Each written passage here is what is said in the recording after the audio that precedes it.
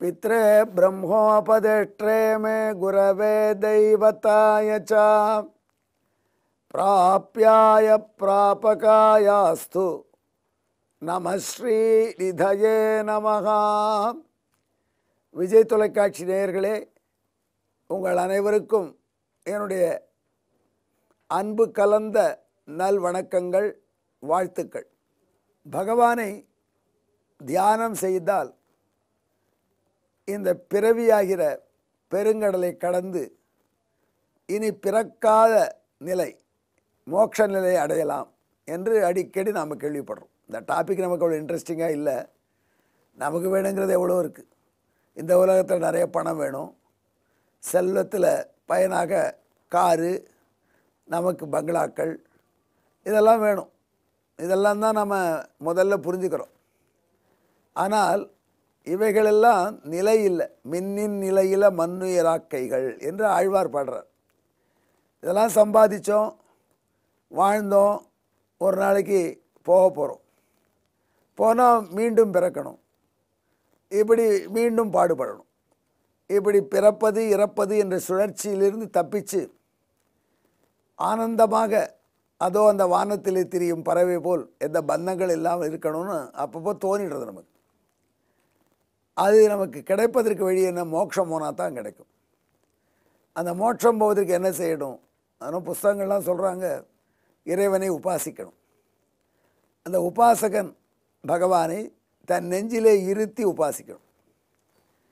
அப்படி பகவானை உபாசிக்கிறானே, வணங்குகிறானே, தியானம் செய்கிறானே, அன்பிலன்றி ஆழியான யாவர் காண வல்லரே, நிரந்தரம் நினைப்பதாக நினைக்க வேண்டுமே என்பதுபடி இடையறாமல் இறைவனை நெஞ்சிலே நிறுத்தி தியானம் செய்கிறார்களே, அவருடைய இதயத்திலே எம்பெருமான் குடிகொண்டிருக்கானாம். எப்படி குடிகொண்டிருக்கான்?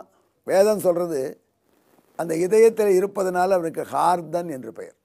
அந்த ஹார்தனாகிய பகவான் அங்கே இருந்து கொண்டு ஒரு ஜீவாத்மா இந்த பிறவிக்கு அப்புறம் பிறக்க வேண்டிய தேவையில்லை என்ற நிலைக்கு வந்துவிட்ட பொழுது அந்த ஜீவாத்மாவை அந்த உடலிலிருந்து வெளியேற்றணும். இது ஒரு ப்ராசஸ், நம்ம கண்ணுக்கு தெரியாது.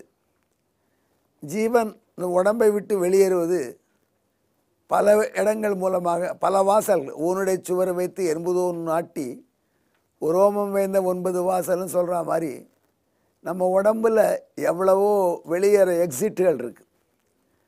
அந்த எக்ஸிட் வழியாக ஜீவாத்மா உடலை விட்டு வெளியேறலாம். பல நாடிகள் வழியாக, நரம்புகள் வழியாக வெளியேறுகின்றன என்றெல்லாம் சொல்கிறாங்க. அதில் நடுநாடின்னு ஒன்று இருக்கான், மூர்தன்ய நாடி, பிரம்ம நாடின்னு சொல்கிறாங்க. இந்த ஜீவாத்மா அது வழியாக வெளியேறித்துனா அது மோட்ச பாதைக்கு போகும். எந்த எக்ஸிட்லேருந்து வெளியில் வரங்கிறது ரொம்ப முக்கியம். அப்போ ஜீவாத்மா, மோட்சம் போகிற ஜீவாத்மா இந்த உடலை விட்டு வெளியே போவதற்கு அந்த நடுநாடி வழியாக வெளியே போகணும். அப்போ தான் சூரியனுடைய கிரணங்கள் துணையாக அர்ச்சிராதி என்கிற பாதையிலே போய் அது வைகுண்டம் போயிடும். இல்லை என்றால் எந்த லோகத்திலேயோ மீண்டும் பிறவி கிடைக்கலாம். இதனால் இந்த ஹார்தன் என்று இதயத்திலே குடியிருக்கும் இறைவன் இந்த ஜீவாத்மாவை அந்த இறுதி தருணத்தில் தன்னுடைய விசேஷமான அருளினை காண்பித்து அந்த நடுநாடிக்குள்ளே தள்ளி விடுகிறான்.